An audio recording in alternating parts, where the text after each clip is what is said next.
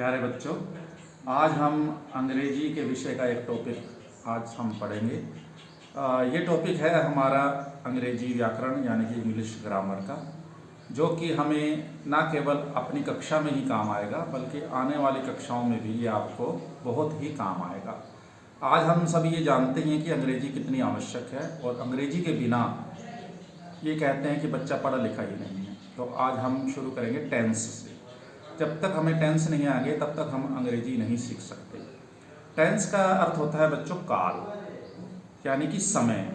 और समय होते हैं तीन प्रकार के: भूतकाल, वर्तमान काल और भविष्य काल। तो भूतकाल को अंग्रेजी में कहते हैं पास्ट टेंस, और वर्तमान काल को कहते हैं प्रेजेंट टेंस, और भविष्य काल को कहते हैं फ्यूचर टेंस। तो सबसे पहले हम पढ़ते हैं प्रेजेंट टेंस के बारे में, यानी कि वर्तमान काल। अब वर्तमान काल में भी टेंस यानी कि प्रेजेंट टेंस भी चार प्रकार के होते हैं। पहला है प्रेजेंट इंडेफिनेट, जिसको हम सिंपल प्रेजेंट भी कह देते हैं। सिंपल प्रेजेंट में दोस्तों सब्जेक्ट और वर्ब की फर्स्ट फॉर्म ही आते हैं। इसमें कोई भी प्रकार का is, am, are, was, were, has, have, had कुछ नहीं आता। सिंपल कर्ता और क्रिया, यानी कि सब्जेक्ट और वर्ब की भी पहली फॉर्म, फर्स्ट फॉर्म। जैसे वह जाता है, तो वह हो गया कर्ता, जाता है होगी क्रिया। He goes, go first form है, गो, वेंट, गोन तीन फॉर्म होती हैं। तो गो फर्स्ट फॉर्म है, लेकिन यहाँ आया ही गोज। एस या ई एस का प्रयोग हमने फर्स्ट फॉर्म के साथ किया। एस या ई एस का प्रयोग कब आएगा? एस या ई एस का प्रयोग तब आता है दोस्तों जब थर्ड पर्सन और एक वचन होता है।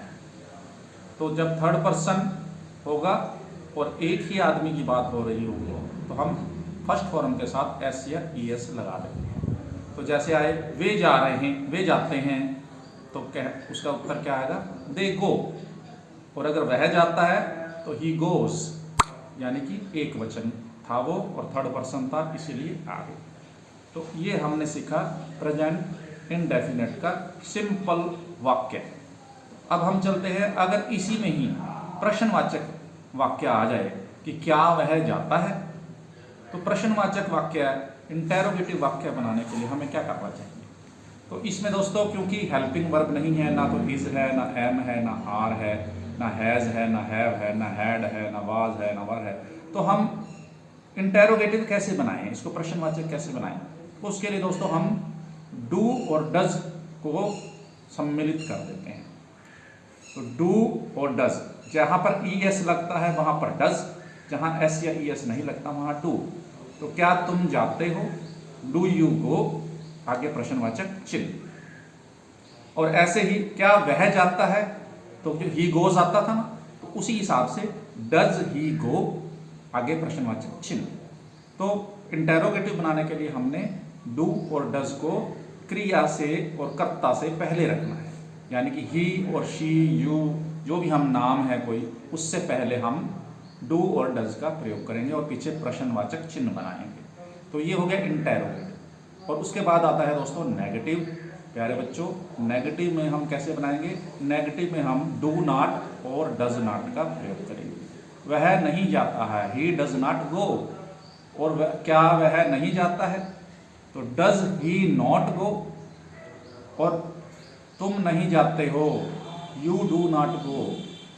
क्योंकि यू जो है सेकंड पर्सन है, इसलिए डू आया, और बहुवचन आएगा तो डू आएगा, एक वचन और थर्ड पर्सन के साथ डज आएगा।